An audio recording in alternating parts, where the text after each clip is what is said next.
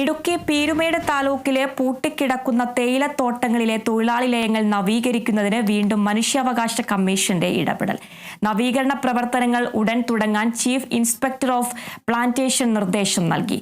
ബജറ്റിൽ അനുവദിച്ച 10 കോടി രൂപ ഉപയോഗിച്ച് ലയങ്ങൾ നവീകരിക്കുന്നില്ലെന്ന പരാതിയിലാണ് നടപടി.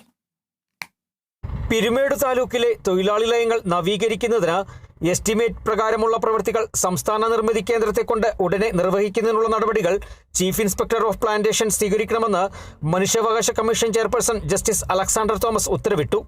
ജില്ലാ കളക്ടർ ചെയർമാനായ പ്ലാന്റേഷൻസ് റിലീഫ് കമ്മിറ്റി അടിയന്തരമായി യോഗം ചേർന്ന് ഗുണഭോക്താക്കളുടെ പട്ടിക തയ്യാറാക്കി ചീഫ് ഇൻസ്പെക്ടർ ഓഫ് പ്ലാന്റേഷൻസിന് നൽകണം. ബജറ്റിൽ അനുവദിച്ച 10 കോടി രൂപ ഉപയോഗിച്ച് ലയങ്ങൾ നവീകരിക്കുന്നില്ലെന്ന പരാതിയിലാണ് നടപടി. തോട്ടം തൊഴിലാളികളുടെ ശമ്പളം, മറ്റാനുകൂല്യങ്ങൾ, ലയങ്ങളുടെ നവീകരണം എന്നിവ സംബന്ധിച്ച് മനുഷ്യാവകാശ പ്രവർത്തകനായ ഗിന്നസ് മാടസ്വാമിയാണ് കമ്മീഷനെ സമീപിച്ചത്. നിലവിലെ എല്ലാ തൊഴിലാളികളും കടുത്ത പട്ടിണിയിലാണ്.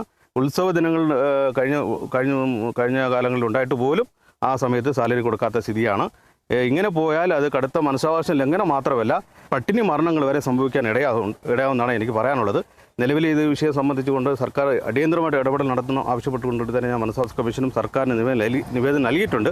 എങ്കിലും നാളെ ഇതുവരെ യാതൊരു തീരുമാനം ഉണ്ടായിട്ടില്ല. സംസ്ഥാന നിർമ്മിതി കേന്ദ്രം സമർപ്പിച്ച 33,70,000 രൂപയുടെ എസ്റ്റിമേറ്റിന് ഭരണാനുമതി നൽകിയതായി തൊഴിൽ സെക്രട്ടറിയുടെ റിപ്പോർട്ടിൽ പറയുന്നു. 2023-24 സാമ്പത്തിക വർഷത്തെ ബജറ്റിൽ പ്രഖ്യാപിച്ച 10 കോടി രൂപ ഉപയോഗിച്ച് കേരളത്തിലെ പരമാവധി ലയങ്ങൾ നവീകരിക്കാനുള്ള പദ്ധതിക്ക് വ്യവസായ വകുപ്പ് ഭരണാനുമതി നൽകിയിട്ടുമുണ്ട്. മാർഗരേഖ അംഗീകരിച്ചിട്ടുണ്ടെന്നും റിപ്പോർട്ടിൽ പറയുന്നു. എന്നാൽ റിപ്പോർട്ട് പ്രകാരം യാതൊരു നടപടികളും സ്വീകരിച്ചിട്ടില്ലെന്നാണ് പരാതിക്കാരനായ മനുഷ്യാവകാശ പ്രവർത്തകൻ ഗിന്നസ് മാടസ്വാമിയുടെ പരാതി. Kerala vision news, Idukki.